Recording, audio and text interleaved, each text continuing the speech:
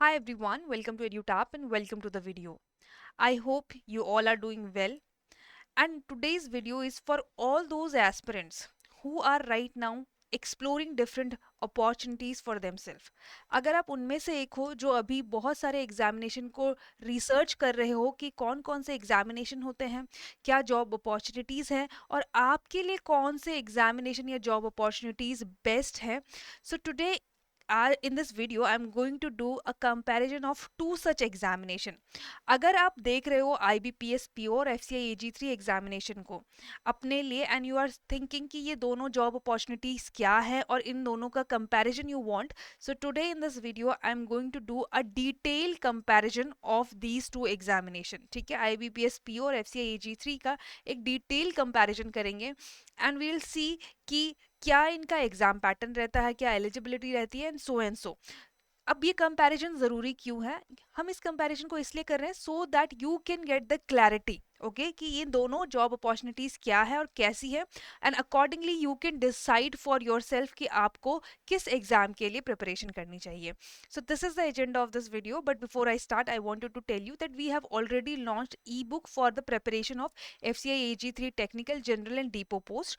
If you want that ebook, you can just go to the description box, click on the link and register yourself and download that ebook. Now, what that ebooks provide, basically it provides you the previous year questions, all the syllabus, decoded syllabus.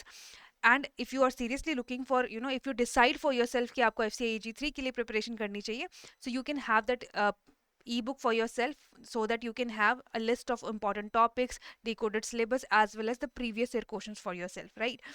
So students, let's start today's video and let's see what is this IBPS PO examination, FCI AG3 examination, right? So we will be comparing these two examination based on the difficulty level. तो difficulty level क्या रहता है दोनों ही examination का, ये देखेंगे. Then number of seats, number of vacancies कितनी आती है, बहुत ही important है students, because see, number of seat determine करती है कि कंपटीशन कितना रहता है, राइट? तो नंबर ऑफ सीट्स देखेंगे कि कितनी ऑन एन एवरेज सीट्स आती है दोनों ही एग्जामिनेशन के लिए. देन एलिजिबिलिटी क्राइटेरिया क्या रहता है, ठीक है, आप कैसे असेस करोगे whether you are eligible for this examination or not. Then I am going to talk about syllabus, क्या क्या आपके सब्जेक्ट्स रहते हैं एंड सिलेबस क्या रहता है दोनों ही एग्जामिनेशन का. देन पैटर्न कैसा है दोनों ही एग्जामिनेशन का, ठीक है, फेज कितने फेजेस में एग्जामिनेशन होता है, कैसे आपका फाइनल स्कोर डिसाइड होता है, कैसे आपका फाइनल सिलेक्शन होता है दोनों ही एग्जामिनेशन में. एंड एट लास्ट इसकी जॉब प्रोफाइल, सैलरी कैसी रहती है, we are going to discuss all this. ठीक है, so let's start by understanding the difficulty level of both these examination. देखो students, if I talk about overall difficulty level of FCI AG3 and IBPS PO, तो यहाँ पे FCI AG3 is of moderate difficulty level. मतलब यहाँ पे जो exam है FCI AG3 का वो इजी टू मॉडरेट लेवल का रहता है. बट IBPS PO का जो एग्जामिनेशन है वो moderate to high difficulty level का रहता है, राइट? तो यहाँ पे डिफिकल्टी लेवल पे अगर हम बात करें तो IBPS PO वाला एग्जामिनेशन का डिफिकल्टी लेवल थोड़ा ज़्यादा है. अगर हम सब्जेक्ट वाइज देखें तो क्वांट्स एंड रीजनिंग जो FCI AG3 में आती है वो मॉडरेट लेवल की आती है, ठीक है. और देखो ये डिफिकल्टी लेवल किस बेसिस पे है, based on the type of question paper और type of questions that you will get in these examination, ठीक है. तो क्वांट रीजनिंग अगर हम देखें दोनों ही एग्जामिनेशन में आती है, बट FCI में मॉडरेट लेवल की क्वांट रीजनिंग पूछी जाती है. IBPS PO में मॉडरेट टू डिफिकल्ट लेवल के क्वेश्चंस रहते हैं आपके क्वांट्स एंड रीजनिंग के, राइट? कंपटीशन की बात करें तो देखो FCI AG3 में कंपटीशन रहता है, but it is very very high in IBPS PO examination, because central level job है. सारे ही पूरे ही कंट्री के लोग इसकी प्रिपरेशन कर रहे होते हैं, काफ़ी सारे बच्चे इसकी प्रिपरेशन कर रहे होते हैं, ठीक है. और FCI AG3 की अगर हम देखें तो जोन वाइज वैकेंसीज रिलीज होती है, तो पर्टिकुलर जोन के लिए एक particular group of students he compete कर रहे होते हैं, राइट? तो जो कंपटीशन लेवल है वो थोड़ा सा ज़्यादा है आपका IBPS PO में as compare to FCI AG3, ठीक है. Now let's talk about the descriptive paper. देखो FCI AG3 में डिस्क्रिप्टिव पेपर नहीं होता है, बट आपके IBPS PO के मेंस के एग्जामिनेशन में देयर इज डिस्क्रिप्टिव पेपर. आपको ऐसे राइटिंग, लेटर राइटिंग करनी होती है, ठीक है. तो यहाँ पे एक डिस्क्रिप्टिव पेपर भी हो जाता है IBPS PO का, जो डिफिकल्टी लेवल को थोड़ा सा बढ़ा देता है. Then if I talk about interview, तो आपका जो FCI AG3 है उसमें कोई इंटरव्यू नहीं होता, आपको सिर्फ 2 फेज में एग्जाम क्लियर करना होता है. बट IBPS PO का पैटर्न चेंज है, मीन्स अभी पैटर्न चेंज हो गया है, तो उसमें एक पर्सनालिटी टेस्ट भी ऐड हो गया है. अगेन वो एक नॉर्मल सा टेस्ट होता है जो मैंडेटरी है अगर आपने मेंस क्लियर कर दिया है, बट हाँ इंटरव्यू होता है आपका आईबीपीएस पीओ में, और वो इंटरव्यू के मार्क्स काउंट होते हैं। तो अब ये आप ये देख सकते हो कि आईबीपीएस पीओ में इंटरव्यू भी है, जो एक और अगेन चैलेंज है। तो ओवरऑल अगर मैं डिफिकल्टी लेवल की बात करूं तो आईबीपीएस पीओ का डिफिकल्टी लेवल थोड़ा बढ़ जाता है due to descriptive answer, due to descriptive questions, due to interview also. जो आपका क्वांट और रीजनिंग के लेवल रहता है क्वेश्चन का, वो थोड़ा सा हायर एंड पे रहता है और डिफिकल्ट एंड पे रहता है आईबीपीएस पीओ में। ठीक है, तो I hope now difficulty level आपको समझ आ गया होगा कि ओवरऑल डिफिकल्टी लेवल एग्जाम के बेसिस पे या सिलेबस के बेसिस में या जो आपके सब्जेक्ट्स पूछे जा रहे हैं उस बेसिस पे आईबीपीएस पीओ का ज्यादा रहता है। ठीक है, now let's talk about number of seats. ठीक है, वैकेंसीज कितनी आती हैं।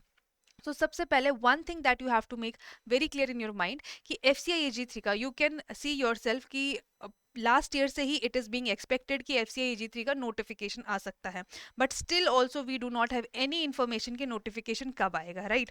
तो FCIAG3 जो एग्जामिनेशन है, सबसे पहले it is not a regular exam. ठीक है, यहाँ पे जब वैकेंसीज क्रिएट होंगी एफसीआई ऑर्गेनाइजेशन में तब आपकी वैकेंसीज रिलीज होंगी, राइट। तो वो 1 साल 2 साल 3 साल इतने साल के गैप में भी आ सकती हैं। ठीक है, दूसरा आईबीपीएस पीओ की अगर हम बात करें तो हर साल यहाँ पे वैकेंसीज रिलीज होती हैं। ठीक है, तो अगर हम वैकेंसीज के टर्म्स में देखें या जो एग्जाम का फ्रीक्वेंसी है, तो वो आईबीपीएस पीओ की अच्छी है कि हर साल आपको वैकेंसीज देखने को मिलेंगी। बट अगेन FCIAG3 में आपको there is no regular vacancies that is seen year wise, means annually एक कोई रेगुलरिटी नहीं है आपकी वैकेंसीज आने में या फिर रिक्रूटमेंट नोटिफिकेशन आने में। ठीक है, और टोटल वैकेंसीज अगर हम देखें ऑन एन एवरेज तो दोनों में ऑलमोस्ट सेम रहती है। 2025 में आईबीपीएस पीओ पे अभी 5208 अराउंड वैकेंसीज रिलीज हुई हैं, और FCIAG3 में जो प्रीवियसली रिलीज हुई थी वो भी अराउंड 5000 कुछ थी। ठीक है, बट FCI में क्या होता है स्टूडेंट्स, FCI में जो ये वैकेंसीज रिलीज होती है ये डिवाइडेड होती हैं आपके डिफरेंट जोन में, जैसे कि north zone, south zone, east zone, west zone and north east zone. ठीक है, तो आपके 5 जोन में ये वैकेंसीज डिवाइड होगी, मतलब ये 5043 जो है वो टोटल वैकेंसीज हैं।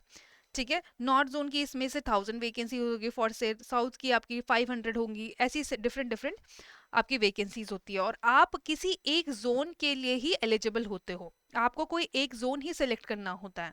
ठीक है, तो यहाँ पे क्या होता है कि अगर हम ऑन एन एवरेज देखें तो जोन वाइज हमारे पास थोड़ी सी लिमिटेशन हो जाती है वैकेंसीज की इन FCIAG3, जबकि IBPSPO में ऐसा नहीं है। वहाँ पे ऑल इंडिया लेवल कंपटीशन है, जोन कोई जोन वाइज डिस्ट्रीब्यूशन नहीं है वैकेंसीज का।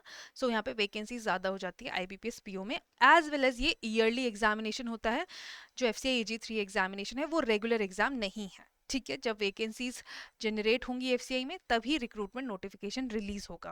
Clear, so you can see that total number of vacancies की अगर हम बात करें तो आईबीपीएस पीओ में ज़्यादा वैकेंसीज है एज कम्पेयर टू FCIAG3। और IBPS PO ईयरली एग्जाम है, तो अगर आप प्रिपरेशन करते हो तो हर साल एग्जामिनेशन आएगा। You can give this examination you know on yearly basis, you can prepare for this examination on yearly basis. ठीक है, तो ये हो गई सीट्स की बात। Now let's compare the eligibility criteria. ठीक है, सो स्टूडेंट्स एलिजिबिलिटी क्राइटेरिया की अगर बात करें तो ऑलमोस्ट सेम ही है बोथ FCIAG3 और IBPS PO में।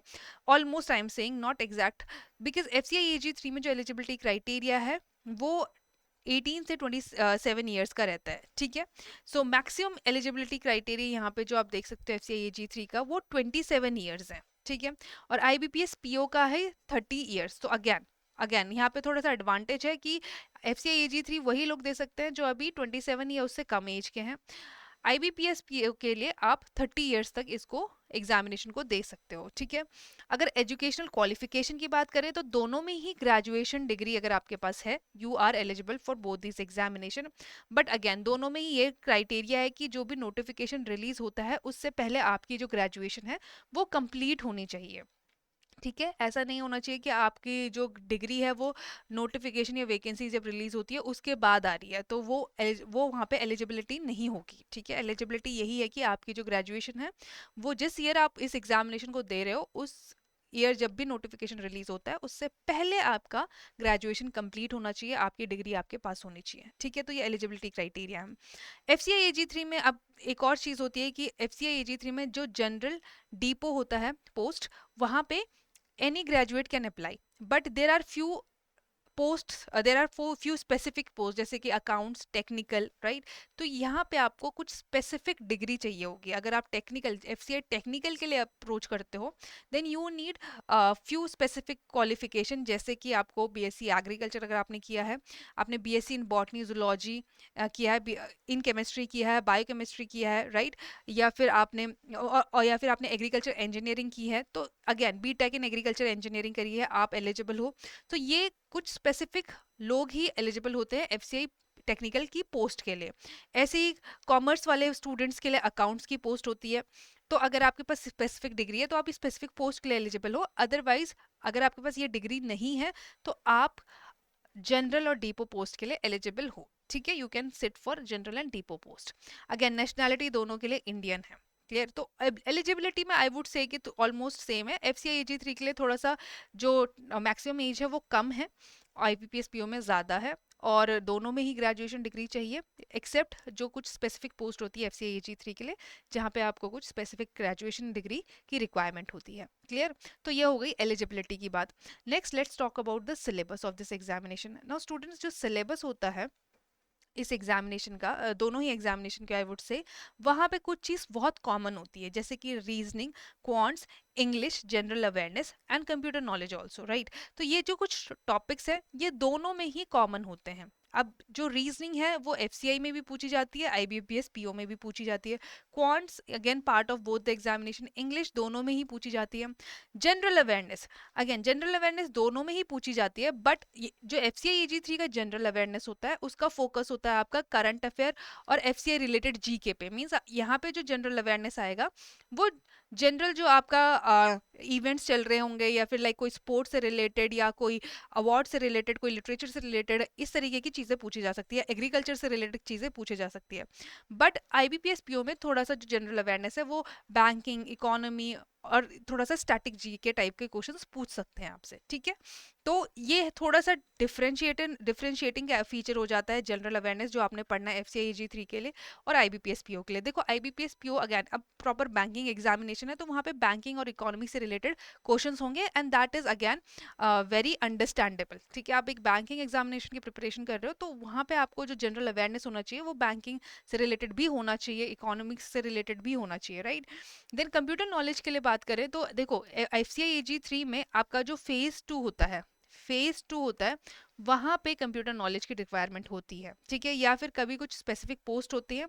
देखो दो चीजें हैं एफसीआई AG3 में, एक होता है कि आपको प्रोफिशिएंसी इन कंप्यूटर नॉलेज होनी चाहिए, like you should know what is computer, basics of computer knowledge and so. ठीक है, दूसरा आपका जो फेज 2 होता है एफसीआई AG3 का, वहां पे 5 क्वेश्चंस आते हैं कंप्यूटर नॉलेज के। ठीक है, देन IBPS PO में अगेन आपको बेसिक कंप्यूटर अवेयरनेस होनी चाहिए, that is required there. Clear? So ये सिलेबस रहता है। अगर हम फेज 2 की बात करें तो फेज 2 में जो एफसीआई AG3 की कुछ पोस्ट स्पेसिफिक है, right, we will be talking about pattern, but अभी सिलेबस की अगर हम बात करें तो कुछ स्पेसिफिक पोस्ट होती है, जैसे कि टेक्निकल पोस्ट है, वहाँ पे एग्रीकल्चर, बॉटनी, जूलॉजी, केमिस्ट्री ये रिक्वायरमेंट होती है। ठीक है, ये भी आपको चाहिए होता है। अगर आप एफसीआई AG3 टेक्निकल के लिए फिल कर रहे हो तो फेज 1 जो होगा आपका, फेज 1 में कॉमन होगा for all general, depot, technical account people. Phase 2 में there will be 2 paper, 1 paper will be again common, paper 1 will be again common for all the post and paper 2 will be different, and paper 2 आपका सिर्फ specific post के लिए होगा, जैसे कि technical और accounts के लिए ही होगा, जनरल डिपो के लिए पेपर 2 नहीं होगा। तो वो जो पेपर 2 होता है उसमें जो एग्रीकल्चर एफसीआई AG3 का टेक्निकल का पेपर 2, उसमें 2 ग्रुप होते हैं, group A, group B. Group A अगर आपने सिलेक्ट किया तो आपको क्वेश्चन एग्रीकल्चर, बॉटनी, जूलॉजी से मिलेंगे। ग्रुप बी अगर आपने सिलेक्ट किया तो आपको एग्रीकल्चर, जूलॉजी और केमिस्ट्री के क्वेश्चंस दिखेंगे। ठीक है, ऐसी अकाउंट्स में आपके अकाउंट से रिलेटेड क्वेश्चंस होंगे। देन अगर हम मेंस की बात करें IBPS PO में, यहाँ पे जो डिफरेंस आ जाता है वो थोड़ा सा आता है डिस्क्रिप्टिव टेस्ट का। ठीक है, डिस्क्रिप्टिव टेस्ट का, जहाँ पे आपको ऐसे राइटिंग, लेटर राइटिंग करनी होती है। ठीक है, तो यहाँ पे थोड़ा सा ये डिफरेंस रहता है एफसीआई AG3 और IBPS PO में सिलेबस में। अब पैटर्न की बात कर लेते हैं। ठीक है, अब देख लेते हैं कि क्या पैटर्न रहता है आपका एफसीआई AG3 का as well as IBPS PO का। सो स्टूडेंट्स, अगर हम एफसीआई AG3 की बात करें तो एफसीआई AG3 में 2 फेजेस में एग्जामिनेशन कंडक्ट होता है, phase 1 and phase 2। There will be no interview or any other kind of test, ठीक है। तो आपके दो फेजेस होंगे। अब phase one will be common for all. जो फेज वन होता है वो सभी के लिए ही कॉमन होता है। आप चाहे जनरल से फिल कर रहे हो, डिपो से फिल कर रहे हो, टेक्निकली अकाउंट से फिल कर रहे हो। तो फेज वन में आपके जो टेस्ट होता है सब्जेक्ट्स वो है English, reasoning, numerical aptitude, general studies, right. अब जनरल स्टडीज में आपका करंट अफेयर टाइप के भी क्वेश्चंस होते हैं और आपके क्वेश्चंस होते हैं हिस्ट्री, ज्योग्राफी, इकोनॉमी से, और कुछ जनरल साइंस के भी क्वेश्चन होते हैं 8th लेवल के, ठीक है। तो यहाँ पे 25 क्वेश्चन होते हैं ईच सेक्शन से, there will be 25 marks, so 100 questions will be there of 100 marks for phase one, ठीक है। फिर इसके बाद आता है आपका फेज टू। जब आपने फेज वन क्लियर कर लिया, फेज वन का एक मिनिमम कट ऑफ होगा, वो आपको क्लियर करना है। It is just clearing in nature. जो ये वाला है क्वालिफाइंग नेचर का, आपको सिर्फ क्वालिफाई करना है फेज वन। फेज टू में आपके दो पेपर होंगे, paper one and paper two, अगर आपने स्पेसिफिक पोस्ट के लिए फिल किया है। अदरवाइज सिर्फ आपका एक ही पेपर होगा, दैट इज पेपर वन, जिसका पैटर्न बिल्कुल सेम होता है फेज वन के पैटर्न के जैसा होता है। बट यहाँ पे क्या होता है, आपके थोड़े से जो जनरल स्टडीज वाला पार्ट है वहाँ पे क्वेश्चंस बढ़ जाते हैं और वहाँ पे आपका कंप्यूटर अवेयरनेस भी ऐड हो जाता है, ठीक है। तो आपका इन टोटल फेज टू में English, quant, reasoning, general awareness रहेगा। जनरल अवेयरनेस में आपका जनरल स्टडीज जिसमें इकोनॉमिक्स, हिस्ट्री, ज्योग्राफी पूछी जाएगी, जनरल साइंस के कुछ क्वेश्चंस रहेंगे, देन कंप्यूटर अवेयरनेस के क्वेश्चन रहेंगे एंड करंट अफेयर के क्वेश्चन रहेंगे। तो ये वाला जो सेक्शन है आपका फेज टू का वो 45 मार्क्स का हो जाता है, ठीक है। तो ये चेंज रहता है फेज टू में। रेस्ट आपका जो पैटर्न है आपका फेज वन का वो ही रहेगा आपका फेज टू का फॉर पेपर वन। अब अगर आपने कुछ स्पेसिफिक पोस्ट के लिए अप्लाई किया है जैसे कि टेक्निकल अकाउंट्स, तो आपका पेपर टू भी होगा, वो सब्जेक्ट स्पेसिफिक पेपर होगा, ठीक है। वहां पे आपके जो सब्जेक्ट्स हैं वहां से ही ऑब्जेक्टिव टाइप क्वेश्चंस पूछे जाएंगे, right.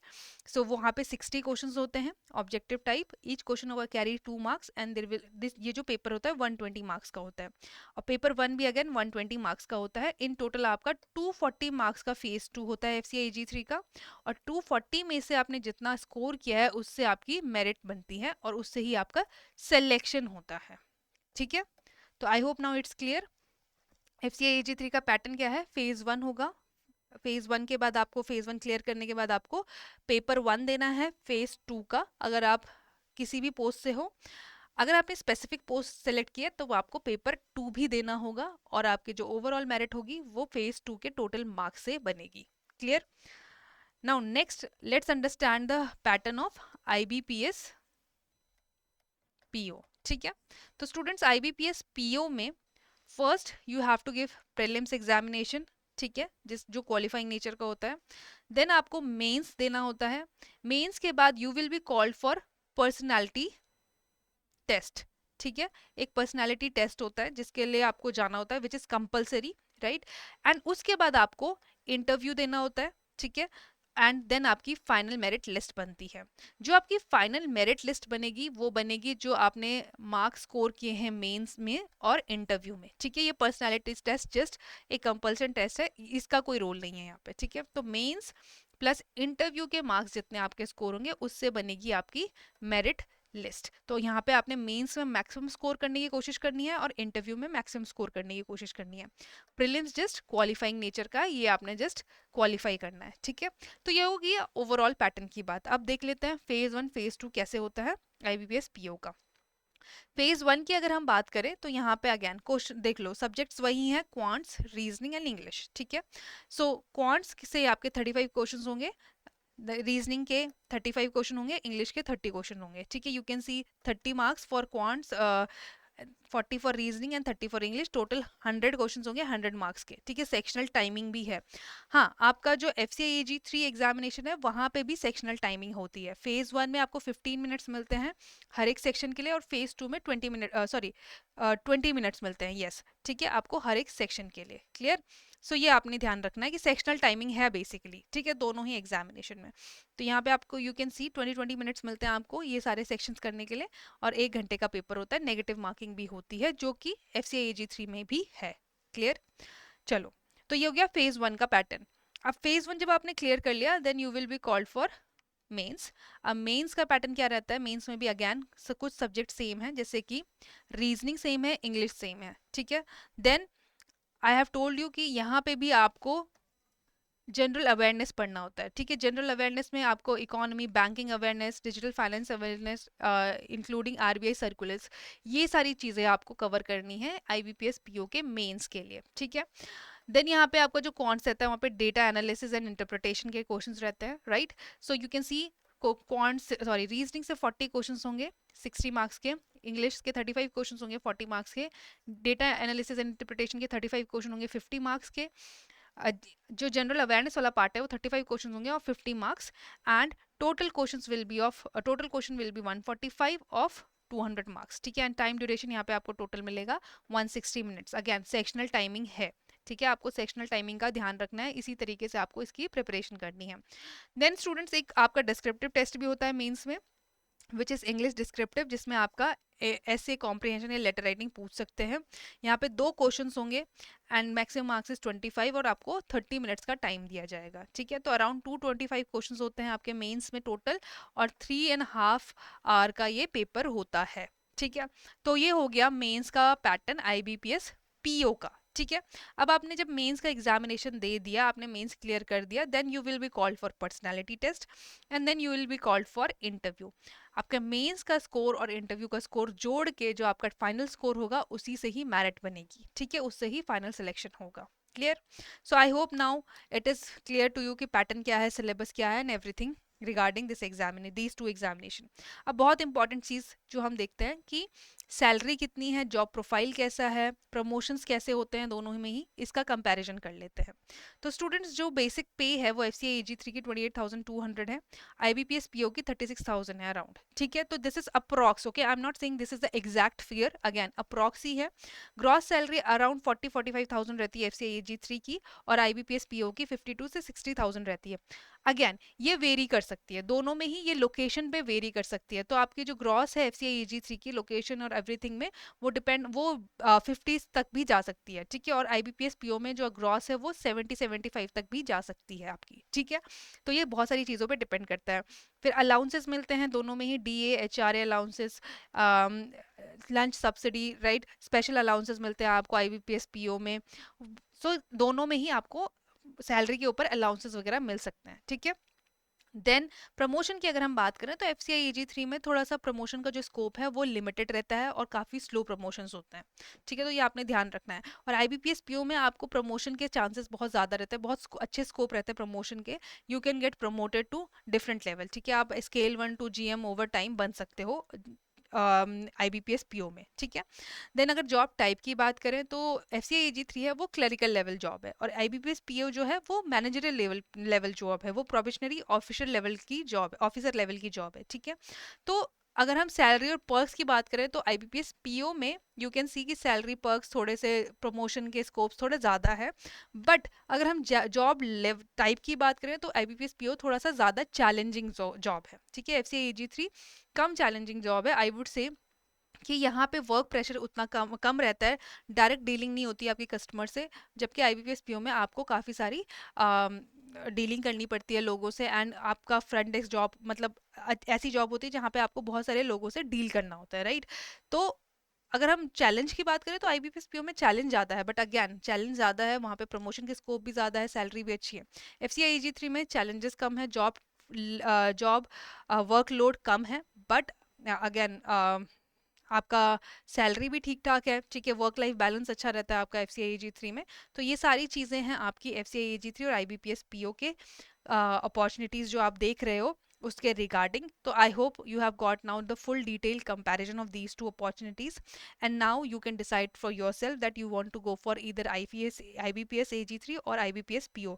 And students let me tell you one more thing, you might have seen कि दोनों ही एग्जाम को आप टारगेट कर सकते हो, ठीक है। काफ़ी सारी चीज़ें कॉमन हैं, एंड जस्ट आपको जो क्वांट रीजनिंग इंग्लिश है वो थोड़ा सा डिफिकल्ट लेवल की पढ़नी पड़ेगी। अगर आप डिफिकल्ट लेवल का कर देते हो तो इजी लेवल आपके लिए ऑब्वियसली ईजियर रहेगा। थोड़ी बहुत चीज़ें जो डिफरेंट है वही आपने प्रिपेयर करनी है आईबीपीएस पीओ के, rest I would say almost everything is same. You can target both these examination as well, right? So I hope with this you have got the clarity of these two examination. Before that, if you're new to our channel, please subscribe to our channel. And also if you want to prepare for FCIAG 3 examination, we have launched courses for that. So before closing this video, I would like to quickly show you the courses, right? Okay. So what you have to do, you have to just go to our website, that is edutab.in, and go to the all courses, and you will see here FCI courses, right? So we have launched courses for technical, general and depot, right? So you can enroll with us, and if you want to prepare for this FCI AG3 examination. So that's all, students. I hope you have enjoyed. Thank you so much.